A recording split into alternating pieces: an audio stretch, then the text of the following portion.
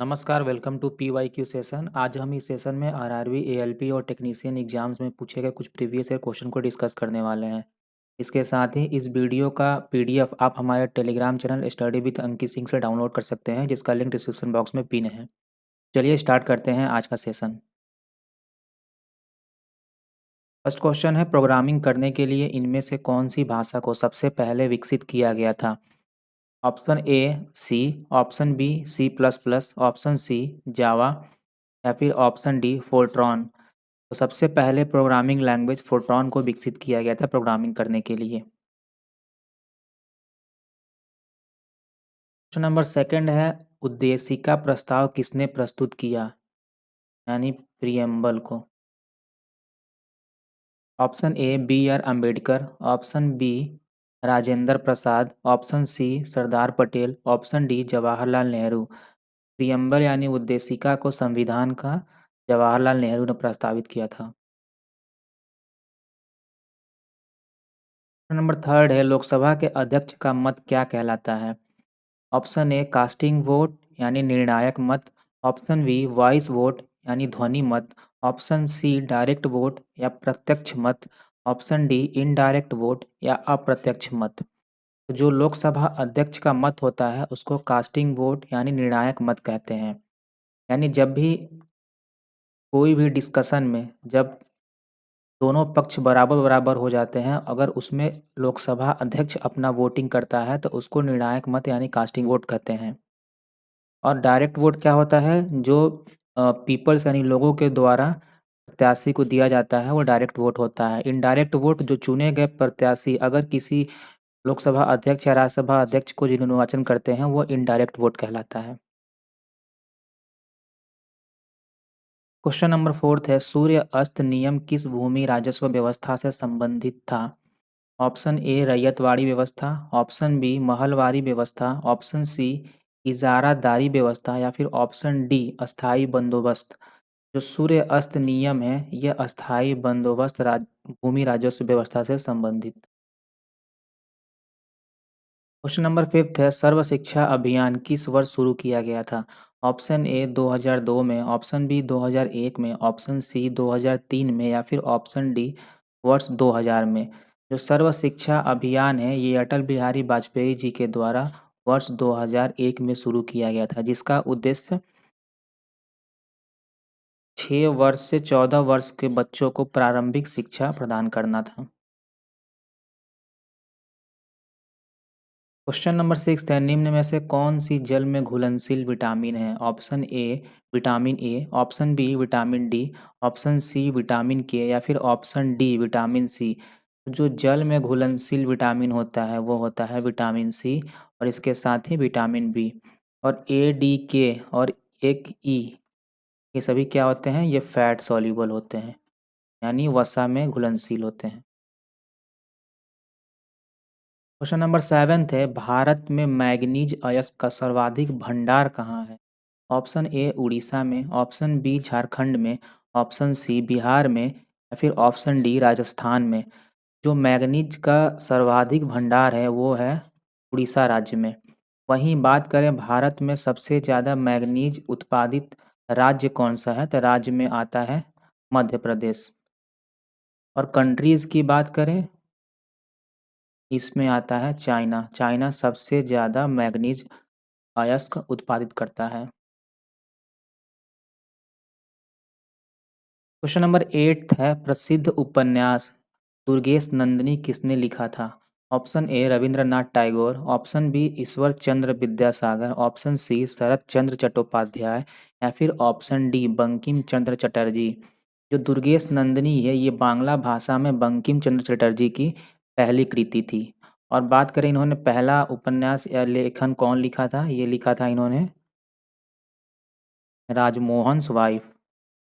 ये इनकी पहली कृति थी और इन्होंने ही हमारा नेशनल सॉन्ग वंदे मातरम को भी लिखा है। ठीक है।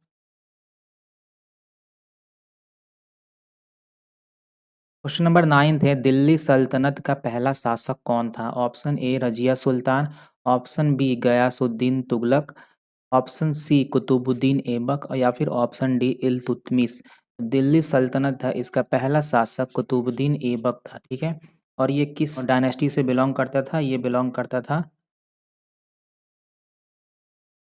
मामलुक वंश से, ठीक है। बात करें दिल्ली सल्तनत की तो सबसे पहला हो गया मामलुक, उसके बाद हो गया खिलजी, खिलजी के बाद तुगलक, तुगलक के बाद सैयद डायनेस्टी और सैयद डायनेस्टी के बाद लोधी डायनेस्टी, ठीक है। ये था दिल्ली सल्तनत का डायनेस्टी वर्ष 1206 से 1526। इसके बाद मुगल एम्पायर की नींव रखी गई थी, ठीक है। क्वेश्चन नंबर 10वां है, होम रूल आंदोलन निम्नलिखित में से किस वर्ष में था? ऑप्शन ए 1915 में, ऑप्शन बी 1912 में, ऑप्शन सी 1914 में या फिर ऑप्शन डी 1916 में। जो होम रूल आंदोलन शुरू किया गया था, ये शुरू किया गया था वर्ष 1916 में। क्वेश्चन नंबर 11 है, निम्नलिखित में से कौन सी धातु विद्युत की सबसे अच्छी चालक है? ऑप्शन ए तांबा, ऑप्शन बी चांदी, ऑप्शन सी सोना, ऑप्शन डी एल्यूमीनियम। जो विद्युत धातु की सबसे अच्छी चालक है वो है चांदी। क्वेश्चन नंबर 12 है, चावल के दाने पकाने पर लंबा हो जाता है क्योंकि उसमें बाहुल्य होता है लाइसिन का, ऑप्शन बी इमाइलेज का, ऑप्शन सी शर्करा का, ऑप्शन डी तेल का। तो ये सबसे प्रचुर मात्रा में होता है इसमें इमाइलेज, जिसकी वजह से चावल के दाने को पकाने पर लंबा हो जाता है। क्वेश्चन नंबर 13 है, श्यानता की इकाई क्या है? यानी कि विस्कोसिटी की। Option A poiseuille, option B pascal, option C poise या फिर ऑप्शन डी उपर्युक्त में से कोई नहीं। जो श्यानता यानी विस्कोसिटी की जो इकाई होती है वो होती है पॉइज़। क्वेश्चन नंबर 14 है, कोशिका की ऊर्जा मुद्रा यानी एनर्जी करेंसी के रूप में किसे जाना जाता है? ऑप्शन ए डीएनए को, ऑप्शन बी माइटोकॉन्ड्रिया को, ऑप्शन सी आरएनए को या फिर ऑप्शन डी एटीपी को। जो एनर्जी करेंसी यानी ऊर्जा मुद्रा होता है कोशिका का वो एटीपी को कहा जाता है। एटीपी यानी एडेनोसाइन ट्राइफॉस्फेट। और माइटोकॉन्ड्रिया क्या होता है? Power house of the cell, ठीक है। क्वेश्चन नंबर 15 है, निम्न में से किसमें अधिक ताप है? ऑप्शन ए बर्फ में, ऑप्शन बी उबलते पानी में, ऑप्शन सी भाप में या फिर ऑप्शन डी उपर्युक्त सभी में। सबसे अधिक जो ताप होता है वो होता है भाप में। क्वेश्चन नंबर 16 है, किस तकनीक से समुद्र के पानी से नमक प्राप्त होता है? Option A filtration, option B आसवन यानी डिस्टिलेशन, ऑप्शन सी वाष्पीकरण यानी इवापोरेशन या फिर ऑप्शन डी क्रोमेटोग्राफी। जो समुद्र के पानी से नमक प्राप्त होता है वो होता है इवापोरेशन के माध्यम से, ठीक है। क्वेश्चन नंबर 17 है, यदि किसी गोलीय दर्पण की फोकस दूरी दुगनी कर दी जाए तो दर्पण की वक्रता त्रिज्या होगी। ऑप्शन ए समान रहेगी, ऑप्शन बी 4 गुना वृद्धि होगी या फिर ऑप्शन सी दोगुनी बढ़ेगी या फिर डी घटकर आधी रह जाएगी। जो गोलीय दर्पण का फोकस की दूरी होती है वो होती है F=R/2। यहीं से त्रिज्या निकाला जाए 2F यानी दोगुनी हो जाएगी, ठीक है, बढ़कर।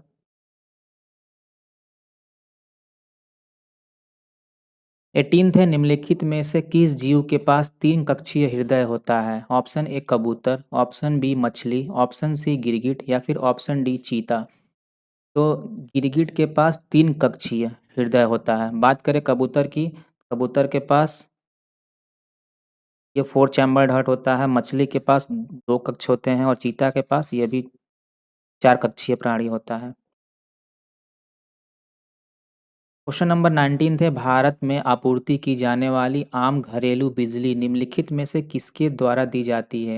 यानी कितने वोल्ट और कितने हर्ट्ज का होता है? ये होता है 220 वोल्ट और 50 हर्ट्ज का। क्वेश्चन नंबर 20वां है, निम्नलिखित में से कौन सा विद्युत शक्ति का गलत सूत्र है? P = I²R, P = V/V × I, P equal to V by I, D equal to V square upon R। तो विद्युत शक्ति होती है P इक्वल टू होती है V इंटू आई, ठीक है। और वहीं अगर हम V के जगह I इंटू आर को रखें तो ये बन जाएगा आई स्क्वायर आर, क्योंकि P equal to I R होता है। इसी तरह अगर हम वी आई की जगह V into V upon R रखें तो V स्क्वायर अपॉन आर हो जाएगा। यानी हमारा फोर्थ ऑप्शन भी सही है, बी ऑप्शन भी सही है और ए ऑप्शन भी सही है। गलत ऑप्शन हो जाएगा ऑप्शन नंबर सी, ठीक है। तो ये था आज का हमारा सेशन। अगर आपको आज का हमारा सेशन पसंद आया हो तो प्लीज़ इस वीडियो को लाइक करें और चैनल को सब्सक्राइब कर लें। कल फिर मिलते हैं एक नए सेशन में कुछ इंपॉर्टेंट प्रीवियस ईयर क्वेश्चंस के साथ। तब तक के लिए टेक केयर, बाय बाय।